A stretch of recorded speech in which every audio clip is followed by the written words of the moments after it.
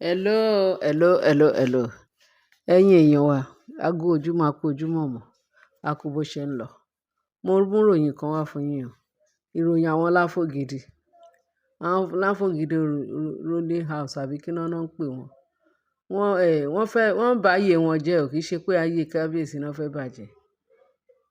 Wọ́n náà lọ threaten Queen Naomi l'Ákúrẹ́, àwọn àgbààgbà Láfògìdì. Wọ́n náà lọ bá a sọ pé, má wulẹ̀ sọ pé bóyá o fẹ́ wá sáàfin o. Wọ́n ló fẹ́ ṣe ritual kìíní kan gbádàkodo.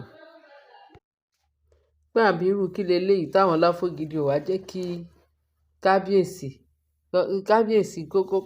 kó ní fọ̀kànbalẹ̀ lórí throne ẹ̀ nítorí pé ó lọ fẹ́ túláàsì Ashley wọlé. Kábíyèsí inú burúkú ò ní bí yín o. Inú burúkú ò ní bí yín, ṣùgbọ́n mo mọ̀ pé tó bá pẹ́ mọ̀ pé bí kiní yìí ṣe fẹ́ lọ leléyìí, pé ó máa lẹ́yìn tó yìí, kì í ṣe irú Ashley yẹn lè máa jẹ́ kó wọnú ààfin. Bẹ́ẹ̀ ni, torí kì í ṣe pé látúwò kì í ṣẹjọ́ kábíyèsí. Kábíyèsí ti lọ fi ojú bó ṣe fẹ́ Queen Naomi wọlé. Ó lọ fojú yẹn wo gbogbo obìnrin.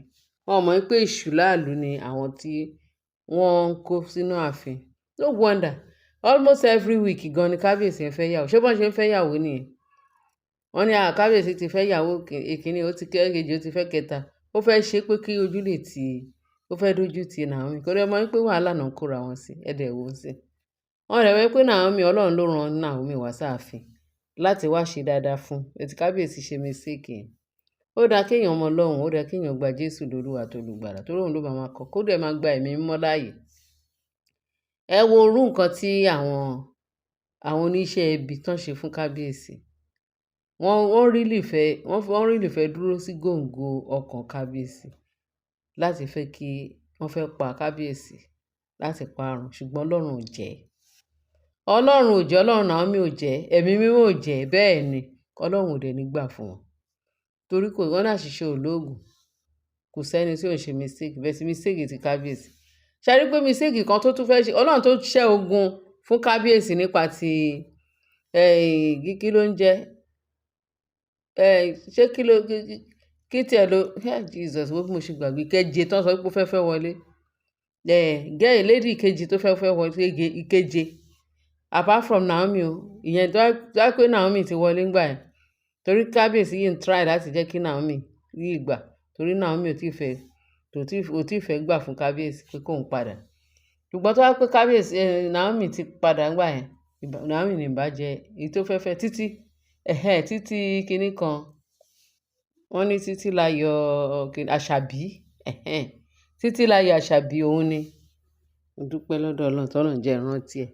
Nígbà Títílayọ̀ fẹ́ wọlé, àṣé kábíyèsí ò tí ì ṣe nǹkan kan lórí ẹ̀. Ó ti bẹ̀rẹ̀ sí ní ṣe oríṣiríṣi tó ti ń ṣe orí burúkú. Ọ̀nà tí kábíyèsí tètè ya separate tó kẹ̀yìn sí, tó lé dànù, tó lè wọgbó títí dìsì. Ṣé mọ̀ pé tó wá pé kábíyèsí ti mọ̀ ni, kábíyèsí ti ń rí fìrífìrí nǹkan táwọn olórí yẹn fẹ́ fojú òun rí láàfin, ló ṣe tètè lé Títílayọ̀ dànù. Àṣàbí ó lé dànù, nílé tìgbótìgbó àbúrò ẹ̀ mọ́. Bẹ́ẹ̀ ni, bẹ́ẹ̀ kò sí nǹkan tí ò ṣeé ṣe o. Kò sí nǹkan tẹ́nìkan nu wọn tó fẹ́ fi tá ẹyin dà. Kò sí nǹkan tó fẹ́ fi tá ẹyin dà. Ẹ wo orú Ashley yẹn.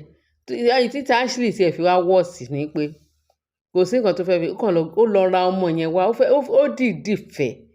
Ó dìídì lọ gbé oyún yẹn. Bó rà á ni bó dẹ̀ gbé oyún yẹn tó wá bí fún kábíyèsí. Láti iye ìjọ yìí, kí ló dé tí ò lóyún? Ó lóun ti di 10 years lẹ́yìn ọ̀dọ̀ kábíyèsí. Ọlọ́run ò fẹ́ ni, torí ó ti lọ fọkọ, ilé ọkọ ló ti sá kúrò. Inú ilé ọkọ yẹn ló ti gbóyún yẹn. Bóyá lóòótọ́, bóyá oyún gidi ló nígbà yẹn. Ló wá fẹ́ tà fún kábíyèsí. Ó dá lọ ṣe kí kábíyèsí ti lè mọ̀ pé òun lòun ni Adémákinwá for where ó lóun ò ṣe. Pẹ̀lú bó ṣe sọ pé òun ò ṣe ṣẹ́ mọ̀ pé kábíyèsí ti jàre gbogbo wọn. Kábíyèsí ti jàre, ó ti yege, ó ti yán kànkàn níbi tí Ashley wà àtàwọn Láfògìdì. Ṣé rí bí àwọn Láfògìdì ṣe ń ṣe rádaràda? Wọ́n bá lọ ń pàṣẹ, wọ́n bá lọ ń threaten Naomi pé kó má lè rò pé òun ló fẹ́ gba adé yẹn o. Adé tí Ashley fẹ́ dé ni wọ́n wá fẹ́ fi ìrú gbà pé láyé, pé táwọn bá rí ẹ, even gan wọ́n ní the last one ritual tó fẹ́ ṣe yẹn pé wọ́n ní kò ní ṣe, wọ́n náà ti dúró sí kábíyèsí ní góńgó, wọ́n ní wọ̀ ni wọ̀ tó fẹ́ ṣe náà nìyẹn, wọ́n fẹ́ ṣe wọ̀ àwọn náà. Ọlọ́run á dìde nínú agbára ẹ̀, ẹni tọ́lọ́run bá ti jà fún kọ́, ẹni tọ́lọ́run bá fẹ́ bá jà, Ọlọ́run nìkan náà lè bá jà, bẹ́ẹ̀ tọ́lọ́run bá báyàn jà òun kan á dán o. Wọ́n ní process pé wọ́n wá ṣe mọ́ ritual fún Naomi, process yẹn wọ́n ní àwọn elders mẹ́ta ti kú láàfin yẹn, wọ́n náà ti kú dànù láàfin yẹn níbi tán ti ń ṣiṣẹ́ ibi, wọ́n elders mẹ́ta níbi tán ti ń sáré kiri, tán ti ń ṣe pé kí ọ̀rọ̀ Naomi àti kábíyèsí ó máa wọ̀ ó máa ṣe. Ṣé mo pé ẹni tó bá ń ṣiṣẹ́ ibi tó ń ṣe ibi náà máa yọ́ ṣe. A gbọ́ yẹn nínú íńtánẹ́ẹ̀tì. Wọ́n ní inú ẹ̀ làwọn àgbà mẹ́ta tán pera wọn ní elders ní ààfin, inú ẹ̀ náà ti bá lọ. Still àwọn Láfógìdí yìí ń tẹ pọpọpọ wọ́n fi wọ́n lẹ̀, wọ́n ní wọ́n sọ fún Máàkù kó má kú, ó máa fọwọ́ ara ẹ̀ fà á ni. Bẹ́ẹ̀ ni ẹ̀yin èèyàn wa, nǹkan tá a rí gbọ́ nìyẹn, nǹkan tá a rí gbọ́ ní internet space náà. Wọ́n láwọn Láfógìdí wọ́n lọ threaten Naomi pé adé yẹn àwọn ò ní gbà kó dé, kì í ṣe right Naomi, adé yẹn Naomi Ashley ló ní, kì í ṣe kìíní, pé nǹkan tó bá máa gbà làwọn máa fún yẹ̀yẹ́ náà tù. Ohun tọ́lọ́run bá ti pinnu láti ṣe kò sẹ́ni tó lè dá dúró. Bẹ́ẹ̀ ni ṣẹ́rù Ọlọ́run kò tó ní bà ní. Ẹ jẹ́ ká máa bá níyàn ṣó. Bẹ́ẹ̀ yín lẹ lágbára ju Ọlọ́run lọ, ó di ìgbà náà ni. Tẹ ló ń bá ọmọ Ọlọ́run ní ju Olódùmarè. Tó bá jẹ́ pé ọmọ yín Ashley ní kábíyèsí ló fẹ́ ní kó tó fẹ́ Naomi, pé Naomi wá lọ gba ọkọ lọ́wọ́ Ashley, òun nìkan lè mú eléyìí jẹ o. Ṣùgbọ́n pé Naomi Ashley ọmọ yín ó dìde ó wò ṣoṣoṣoṣo tó gba ọkọ Naomi, ẹ ríran wò. Ẹ bẹ́ẹ̀ fẹ́ sọ pé ẹ fẹ́ jagun ni, ẹ lọ jagun. Ọlọ́run ló ní ogun jà fún yín, ló lè bá yín jà, kì í ṣe Naomi. Naomi ti kó gbogbo everything pátápátá, ti kó lọ́lọ́run lọ́wọ́. Bẹ́ẹ̀ ni wọ́n ní kò sí jagunjagun náà níwájú Ọlọ́run gbọ́dọ̀ defeat ẹ̀. Naomi ń defeat yín ní gbogbo ìgbà, lójoojúmọ́, ní gbogbo ọ̀nà. Ẹlẹ́ẹ̀ni gbọ́ nígbà tí ẹ rí iná ní kànga, ṣe sọ pé burú ni. Ẹ rí iná kànga yín Láfógìdí tẹ́ǹtì Naomi ní gbọ̀ngbọ̀n tẹ fẹ́ ti ọmọ yín pa. Nǹkan tẹ bá rí ẹ fara mọ́. Ṣé Naomi lẹ lọ ń threaten? Ẹ continue now. Naomi ò kúkú bá yín do anything. Nǹkan tí Ọlọ́run bá fún Naomi ni Naomi ń gbà. Tí kábíyèsí bá sọ pé Naomi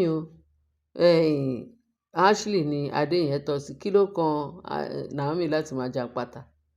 Kí ló fẹ́ fi ogún ṣe? Naomi ní pé tóun ṣáà ti sin Ọlọ́run ẹ̀ ní òtítọ́ àti lódodo, géènì Naomi máa pọ̀ rẹpẹtẹ. Géènì tí Naomi ní ó pọ̀ ju tayé yìí lọ lọ́run. Ṣé ayé òtúbá ń tẹ́ àfọwọ́bà fílẹ̀ ni, òun ni ayé yìí jẹ́. Ẹ̀yin Láfógìdí ẹ kọjá ayé yín, pẹ̀lú ọmọ yín tẹ́ rán sínú ààfin tó wá ń ṣọṣẹ́. Tẹ́ ẹ bá fi ààfin lẹ̀ ní ẹ̀rọ, ẹ fi ilẹ̀ lélẹ̀. Ẹ máa sá eré yín, nígbà tí Ọlọ́run bá dé bá yín. Ẹ má sọ pé ẹnìkan ni o, torí ẹ̀ ń pariwo pé Naomi ò jẹ́ kí lágbájá ṣe gbá, Naomi ò jẹ́ kí tẹ̀mẹ̀dù ṣe gbá, láì jẹ́ pé Naomi mọ nǹkan kan nípa iṣẹ́ láabi tẹ́ ń sá eré Naomi kiri. Ẹ̀yin lẹ wá gbọ́kọ̀ wà Naomi, ọmọ wà jẹ́jẹ́ tiẹ̀, òun ló bímọ, àsìkò tí ó fẹ́ bímọ Ọlọ́run fún ní ọmọ, àsìkò tí ó fẹ́ ọkọ Ọlọ́run fún lọ́kọ ẹ̀, kò fipá ṣe.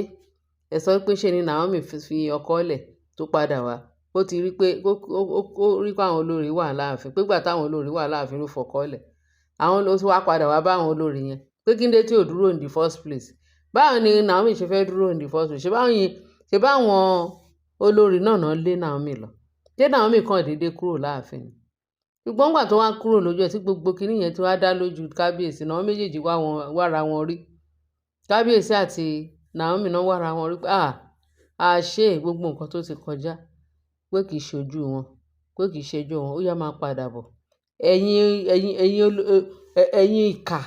ìkà tí Ọlọ́run máa dìgbò lù jẹ́ wá sọ wípé kò gbọ́dọ̀ padà wá irọ́ lẹ pa ẹ̀ tí ì dá kan mọ́ bóyá ìkọ́tẹ̀yìn ń sìn yẹn àti ìsìn Naomi ń sìn ẹ jẹ́ kí gbogbo nǹkan jọ pàdé bẹ́ẹ̀ ni ṣùgbẹ́yìn náà rí ẹ̀ ń rí nǹkan tójú yín rí ojú yín máa já ojú yín dẹ̀ máa bó lágbára Kristi Jésù Olúwa wa Naomi ìwọ máa wọrí ìwọ ṣáà máa ṣe jẹ́jẹ́ tiẹ̀ tí wọ́n bá tọ́ ẹ ìwọ Ọlọ́run ló ń bẹ ẹ́ kọ̀yà gbogbo bó ṣe ń fèsì wọn ẹ̀mí Ọlọ́run agbára Ọlọ́run àwọn ogun ọ̀nà ń tì ẹ́ lẹ́yìn àtẹ áńgẹ́lì náà sọ fún ẹ pé kò tì wọ́n síwájú bẹ́ẹ̀ ni wọ́n lè borí ẹ o wọ́n lè borí àwọn ọmọ ẹ wọ́n lè borí kábíyèsí torí àwọn náà wá lé e kúrò nídìí èrò ó dé padà sídìí èrò wọn ní kò sáyè ó dìgbà náà a hand over àwọn lọ́lọ́run lọ́wọ́. We cover you with the blood of Jesus. No weapon fashioned against you shall prosper in the mighty name of Jesus. You and your children. Lórúkọ Jésù Kristi. Gbogbo nǹkan tó fi bo kábíyèsí lójú lágbára ẹ̀jẹ̀ Jésù. Kábíyèsí máa wá wọ̀rọ̀ kan fi ṣàdé. Ẹni ẹlẹ́ni dẹ̀ ń try. Ó ń try bẹ́tì. Wọn ò lè ever borí ni. Wọn ò lè ever borí. Lórúkọ Jésù Olúwa wa. Ẹ̀yin èèyàn mi, mo ní kí n sáré gbélé ìsìnkú gbọ̀ yín. Kẹ́ bá mi share, kẹ́ bá mi like, kẹ́ bá mi love. Ààbò Ọlọ́run á dájú lórí wa. Ẹ ṣé gan, kẹ́ bá mi subscribe, kẹ́ bá fi tó kù sí comment section. Jésù Olúwa wa, amen. Thank you very much. Bye.